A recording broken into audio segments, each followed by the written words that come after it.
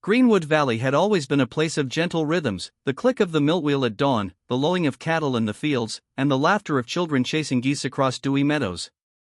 But on this late summer afternoon, the familiar melodies were drowned by the distant rumble of thunder and by the urgent drip of water gathering in every hollow. High above the valley, thunderheads swelled like dark mountains, their edges tinged with ominous green. A sudden gust of wind rippled through the golden wheat fields, bending stalks into deep bows. Villagers sprang into action, blacksmiths hammered shutters over glass windows, farmers raced to hitch plow horses to higher ground, and the miller frantically stoked his furnace, hoping to keep the mill's gears oiled against the coming storm. Amid the bustle, hardly anyone noticed the smallest resident of the cobblestone streets. Pippin, a mouse no larger than a walnut, peered up at the sky from the corner of Market Lane. Her gray-brown fur bristled with tension, and her whiskers twitched as she sniffed the charged air. To Pippin, every change in the wind carried a warning, a promise of trouble for all creatures, great and small. As the first heavy raindrops smacked the ground, the villagers' levee, a half-moon of earth and wooden planks protecting the town from the river bramble, creaked ominously under the weight of sudden runoff. Water seeped through cracks, pooling at doorsteps and soaking the woolen rugs laid out to catch leaks. Shouts of concern rose from the men reinforcing sandbags. Mothers ushered children indoors, even the mill's huge wooden wheel groaned in protest as swollen currents threatened to overwhelm its sluice gates. Pippin darted under a stack of hay bales by the old granary, her heart hammering in her tiny chest. She had lived in Greenwood all her life, slipping unseen through harvest fields and storehouses, but she had never felt such unease. The rain intensified, splattering the ground until puddles formed into rivulets that trickled toward the levee's weakest point. In that moment, Pippin made a decision. She would not cower beneath the thunder or huddle through the storm indoors. The valley's safety, her home and the homes of countless animals, depended on action. With a final glance at the rising floodwaters, she dashed across slippery cobbles and raced toward the barns and pastures beyond the village walls. No creature, neither the proud horses nor the aloof barn cat, would ignore her warning. Pippin would see to it that everyone knew the storm was more than a passing shower. The gathering clouds were only the beginning of a deluge that threatened to sweep them all away. And she, the smallest of them, would show the mightiest how to stand their ground. By the next dawn, Greenwood Valley was transformed. The gentle drizzle of yesterday had become an unrelenting deluge. Sheets of rain hammered the rooftops, and rivulets carved channels through the dirt roads. The river Bramble, once a placid ribbon at the valley's edge, had swollen into a churning, muddy torrent that roared like a wounded beast. Villagers scrambled to shore up their defenses. Men strained to fill and stack sandbags along the levee's crest, tossing them into place as water seeped through every crack. The smith's hammer rang out as he reforged broken planks, and the miller dangled heavy stones to clamp the sluice gates shut. Women and children huddled inside cottages, peering anxiously through shuttered windows, listening to the water's menacing growl. Pippin skittered along the outer edge of the levee, her tiny heart pounding.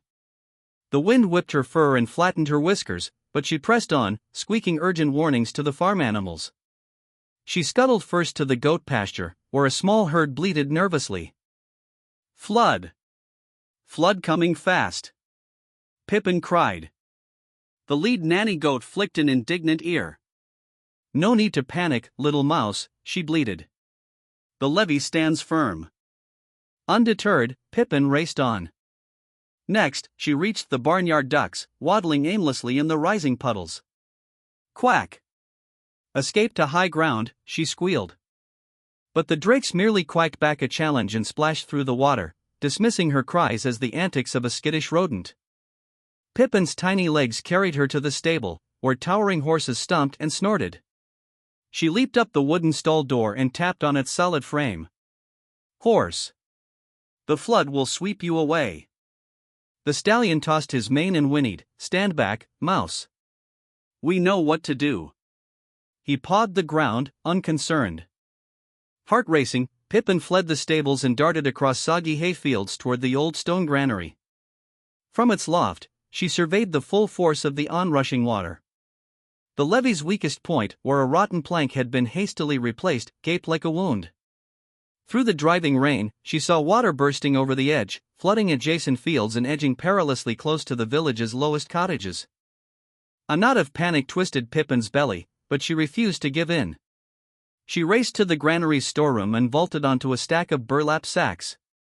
Below her lay a coil of sturdy twine used for binding seed bags.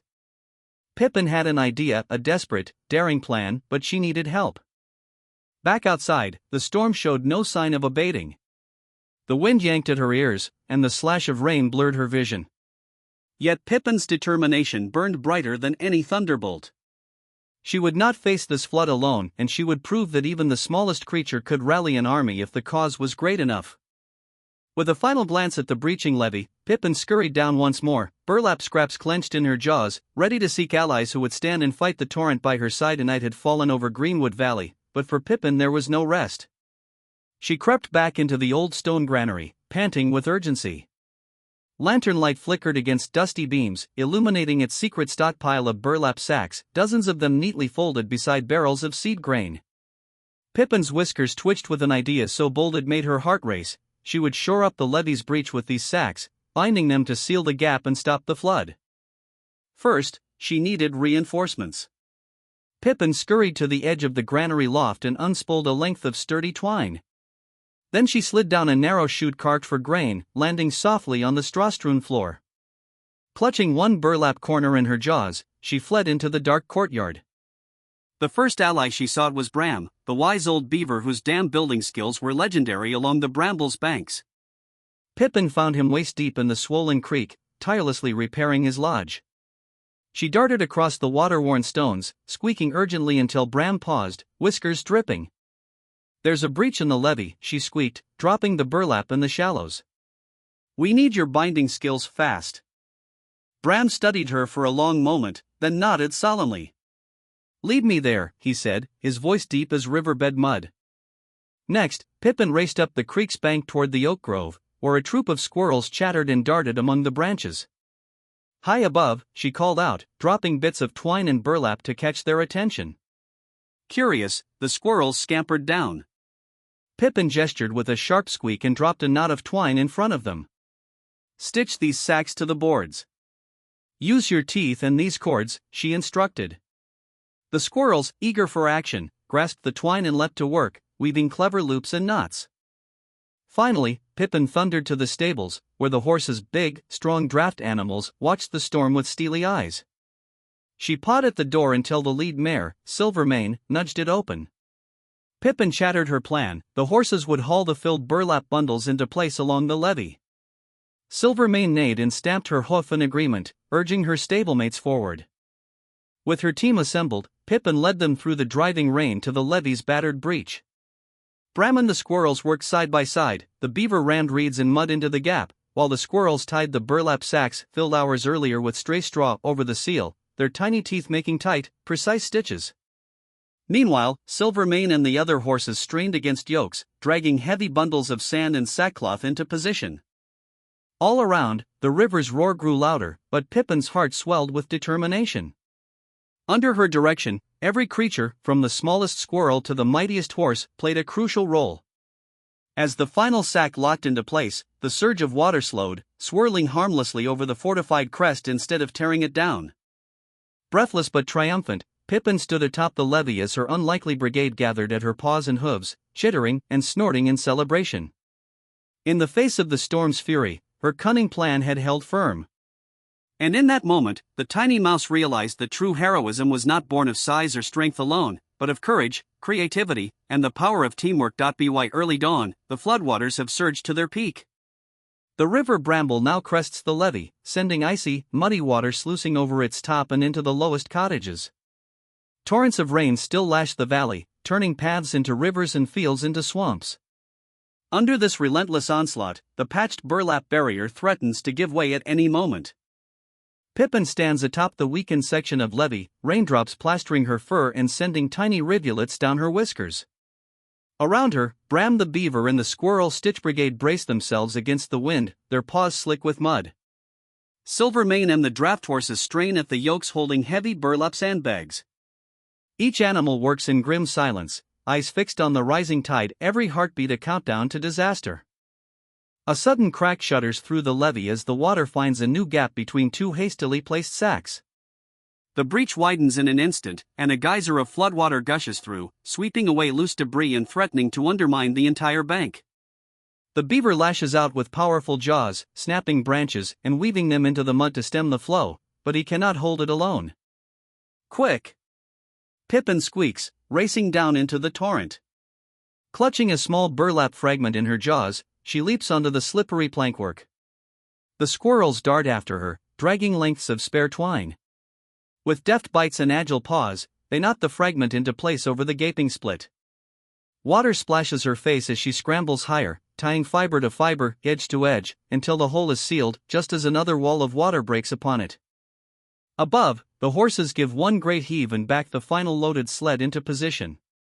The sandbags settle into the newly stitched burlap pocket, bulking up the barrier and stopping the watery surge. Pippin scurries up the slope, directing each animal with sharp, triumphant squeaks. Bram pounds the mud with his tail, packing it tight against the sacks, while the squirrels loop extra knots for reinforcement. As the floodwaters finally stabilize, the river's roar dims to a steady murmur. Rain still falls, but the levee stands firm.